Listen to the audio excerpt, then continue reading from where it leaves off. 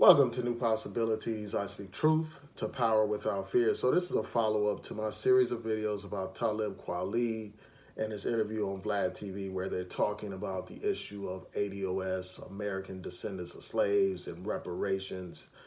So that interview is broken up into segments, and what I'm going to do is provide my response to each segment. This is part 2, and hopefully later on today I'll do part 3.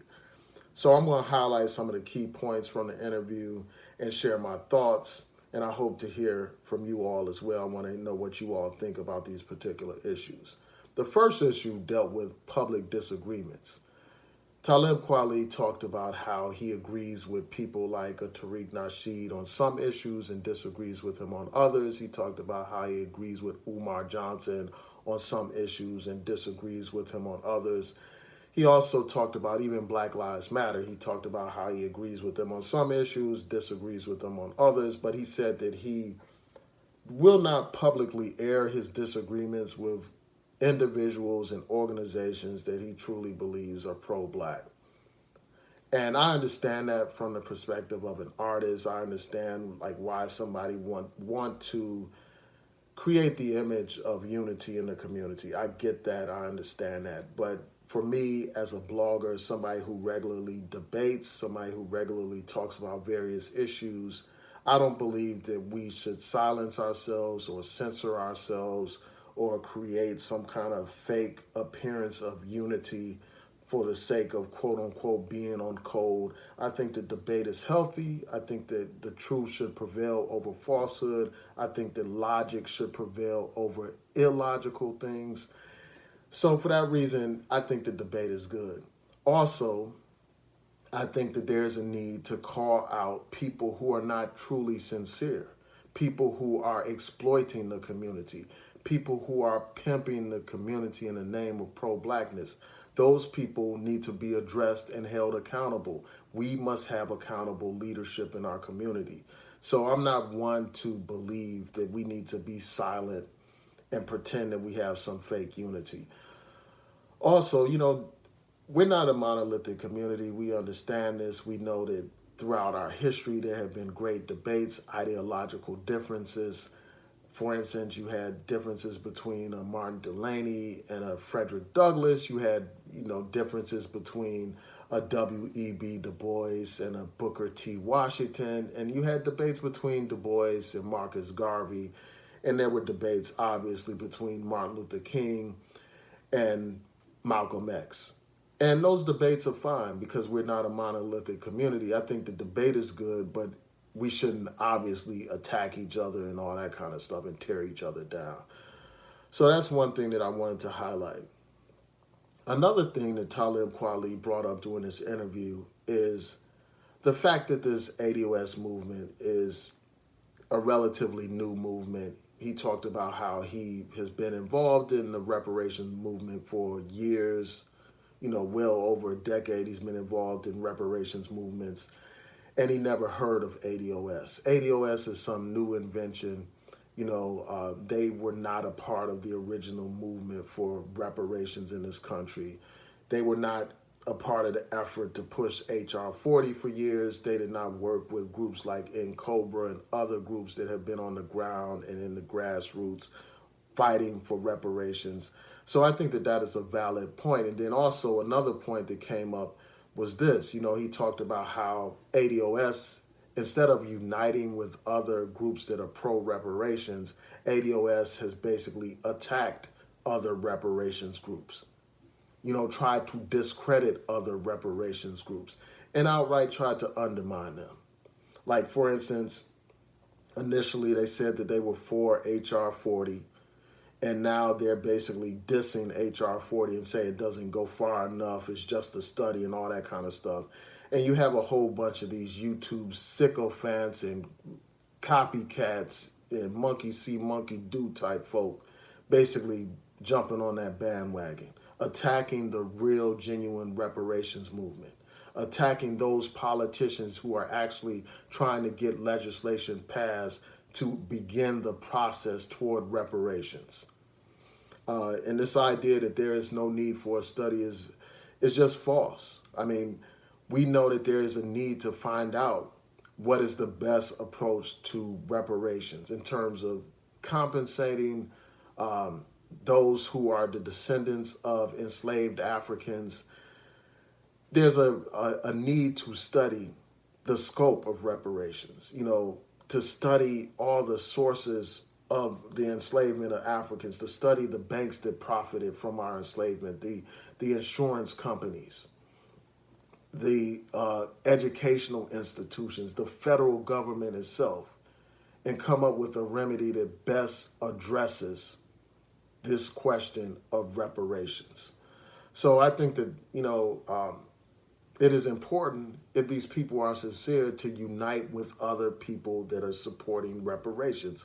Of course, again, debate is healthy, but on the points of agreement, people need to move out on those points of agreement.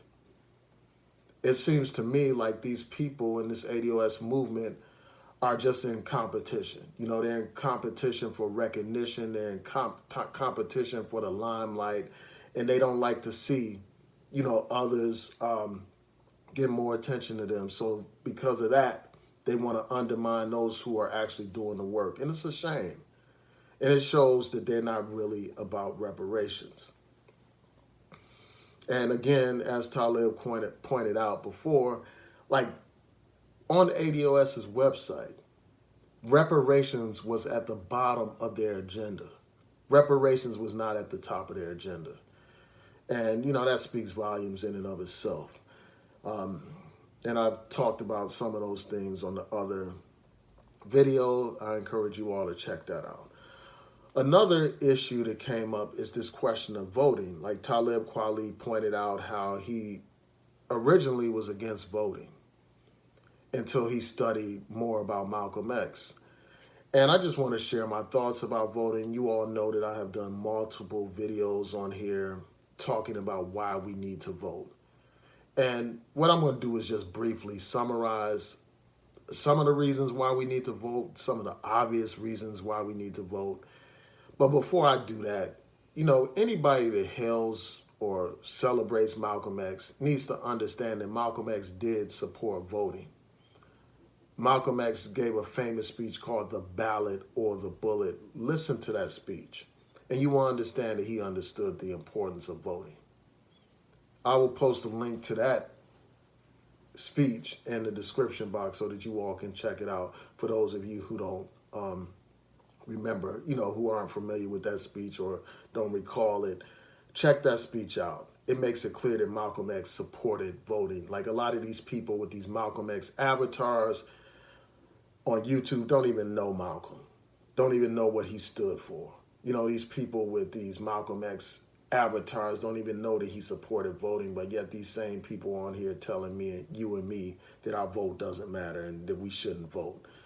Also, these same people that are running around here supporting this ADOS movement are the same people running around with a Malcolm X avatar as their symbol.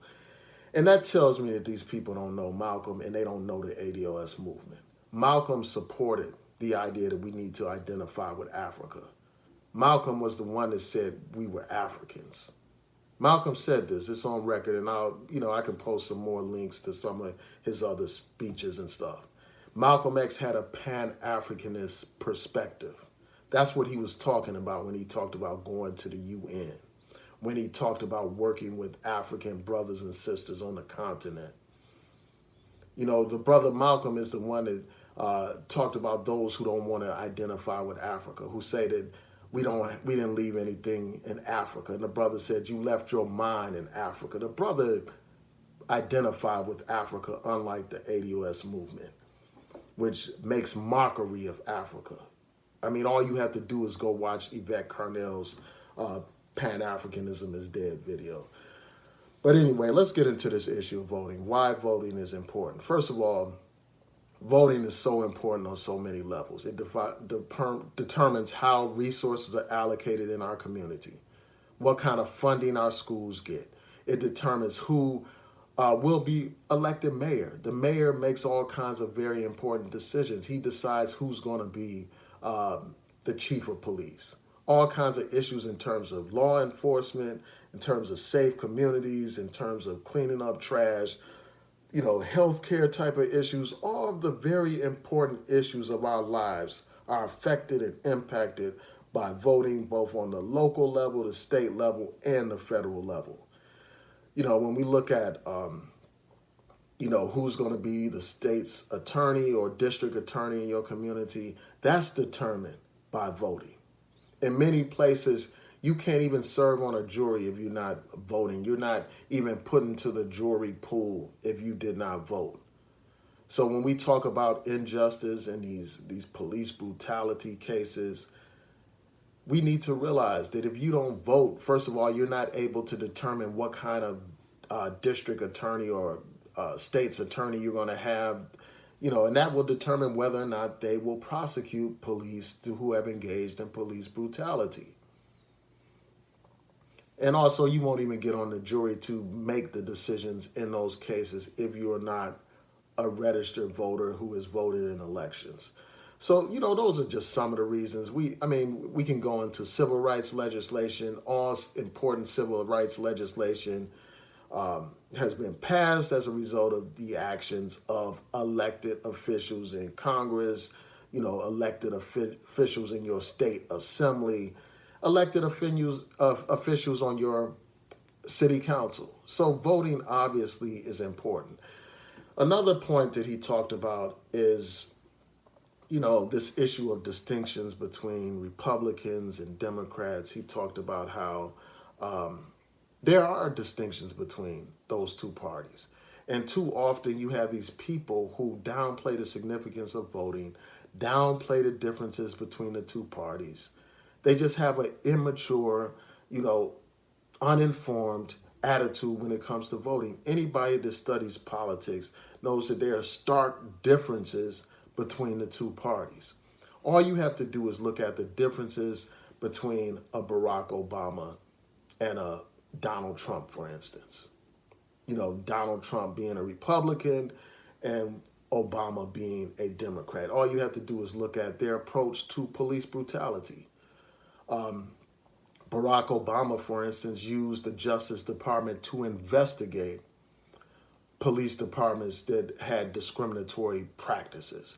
He used his Justice Department to impose and set up consent decrees forcing those police departments to change their practices in places like Baltimore, in places like Ferguson. On the other hand, you have a Donald Trump who doesn't even view police brutality as an issue for the federal government. His own spokesperson said that that's some local issue for local governments, despite the fact that people around this country, black men and black women in particular, are being killed by these police on a regular basis. You have a Trump administration that doesn't view that as some top priority. Doesn't even view it as an issue for the federal government. In fact, he joked about police brutality at some meeting that he had with police cadets and police officers. And then when you look at the issue of voting rights, for instance, the Obama administration defended voting rights in cases like Shelby County versus Holder. Defended voting rights, whereas it was Republican appointed justices who voted to gut the Voting Rights Act. Whereas it is Republican representatives and politicians on the local levels who are passing laws to suppress black voters. You look at North Carolina, for instance, where they had a law that was designed to target black voters with surgical precision. Those aren't just my words. Those are the words of a federal judge that ruled on that particular case. So it's Republicans suppressing black votes. When you look at the issue of health care, Obama's, got past the Affordable Care Act, an act that expanded insurance coverage for millions of Americans. It also got rid of banning people from coverage based on pre-existing conditions. On the other hand, you have Republicans trying to tear down the modest reforms of so-called Obamacare. And those are just some differences, man. When you look at the issue of social programs, you have one party that supports social programs. You have another party that's trying to take down and tear down social programs like food assistance, like housing assistance, like Medicaid, all health, Head Start for young children. So there are stark differences between these parties. Those are just some of the differences. So that was one of the points that Talib Kweli made. Another point that he addressed is this issue about supporting politicians. You know, he talked about how this whole controversy between him and the ADOS movement started over his statements about a politician. Like he talked about how basically elections are going to come down to the Democrats and versus the Republicans when it comes to these federal elections, when it comes to these presidential elections. And he talked about like how even though he disagreed on with a politician over their issue or their stance on reparations, he would still vote for a Democratic candidate, for instance, like a Bernie Sanders, if it's a competition between Bernie Sanders and Donald Trump. You know, for all the obvious reasons. And because of that, people attacked him, called him a Democrat or whatever. But the thing is, there are differences, as I highlighted before, and, you know, a Bernie Sanders would be a better candidate, would be a better president than Donald Trump, obviously, for a wide range of reasons. You know, so obviously the issue of reparations is very important. But I would never just rule out a candidate based solely on that one issue when there are so many other issues at stake. Issues like healthcare, issues like poverty, issues like the mass wealth disparities between black people and white people, issues like racial profiling and police brutality. If a candidate like a Bernie Sanders supports our agenda on those very important issues, I would be a fool to decide not to vote for him simply because of a disagreement on the issue of reparations when there are so many other important issues at stake. Especially when you compare Bernie Sanders to somebody like a Donald Trump. You know, obviously I believe that reparations are very important. I support reparations, but I would not, you know, decide just to completely rule out a candidate simply because I disagree with them on the issue of reparations. When again, we have so many other issues that are of utmost importance to us, man. You know, when you look at a Bernie Sanders compared to Donald Trump, you know, for some of the reasons I've already stated when I highlighted the differences between Obama and Trump, but also you have in a Donald Trump, a man who directly panders to white supremacists. A man who called those rioters, those white supremacists in Charlottesville some very fine people. A man who's endorsed by the Nazis. A man who's endorsed by your white supremacists like a Richard Spencer. A man who's endorsed by people like a David Duke. A man who provides shelter for those people, provides excuses for those types of people. If I have to choose between him and Bernie Sanders, obviously I'm going with Bernie Sanders. If I have to choose between him and any other Democratic candidates, I'm going with the Democrat just based on Donald Trump's atrocious record when it comes to black people, pandering to white supremacists, making racist statements, you know, calling black protesters sons of bitches and encouraging violence against black protesters. You know, talking about how black people shouldn't count his money. He don't want black people counting his money. Talking about how only black people live like this when he went through Chicago, you know, referring to Africa and Haiti as shithole countries. It's a simple decision between Donald Trump and any of the Democrats running. I mean, you have to be brain dead not to see that.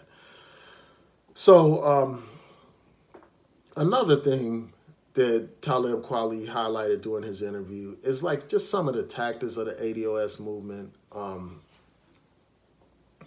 Some of their tactics of discrediting people by claiming that they're immigrants and all that kind of stuff.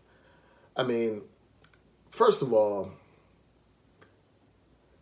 they falsely claim that people are immigrants. Like, for instance, when I do a video like this here, you know, you'll have some of these trolls come here saying I must be an immigrant. I must not be ADO, quote unquote, ADOS. You know, saying ridiculous stuff like that. Just throwing things out there to try to discredit somebody. Also, you know, so most of those allegations are false. Like, they made false allegations against Talib Kweli, talking about he was some Haitian. And these trolls actually went to the point of like going on his Wikipedia page and changing his information. That's how desperate these people are. That's how childish and immature and, you know, juvenile these people are, man. So they try to discredit people. And then even if somebody is a descendant of immigrants or they are actually an immigrant, that doesn't discredit their ideas. I mean, that doesn't undermine the fundamental substance of an argument being raised. You know, all that is an ad hominem attacks, where someone attacks somebody not based on their ideas, not challenging their ideas. They attack them based on who they are. So anyway, tell me what y'all think. Please rate, comment, subscribe. Like the video, share the video, hit that notification bell so that you'll know when I post new content over here. Peace and blessings to each and every one of you.